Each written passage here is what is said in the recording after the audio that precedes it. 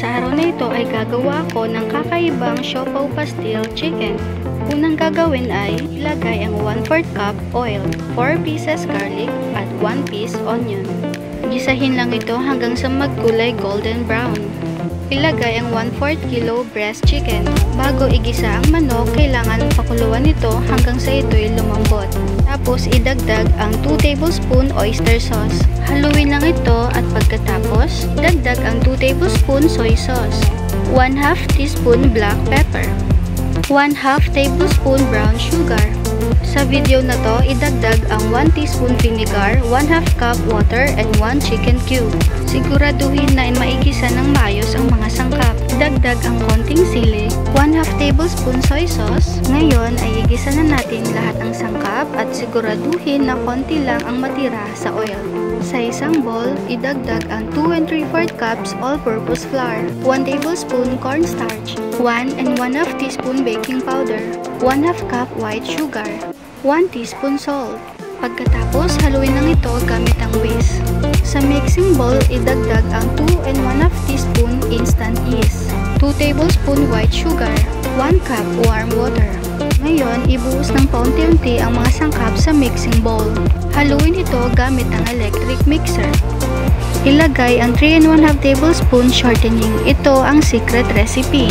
Ibuhos na ang mga natitirang sangkap.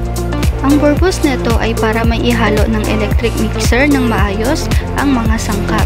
Ang tawag dito ay siopaw dough. Pagkatapos haluin, isantabi muna ng 30 minutes para paalsahin ang dough.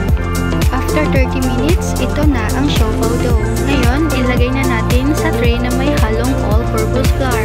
Katapos, masahin lang ang siopaw dough. Gumamit ng rolling pin para ito'y pumantay.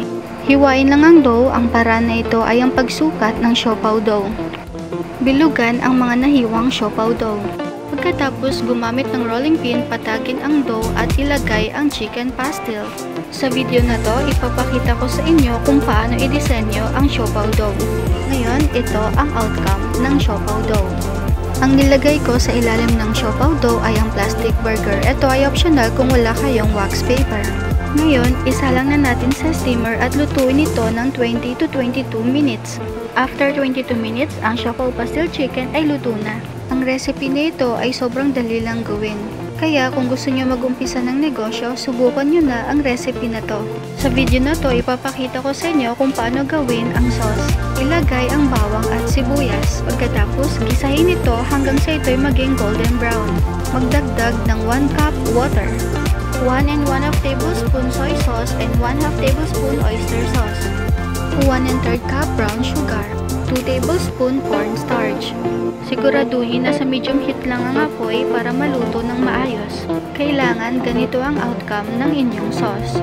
Alam nyo ba na karamihan sa mga bumibili ang gusto nila ay ang sauce ng siopaw? Kaya tips ko lang kung ikaw ay nagnenegosyo ng siopaw, wag na wag kang magtipid sa sauce. Follow me for more videos.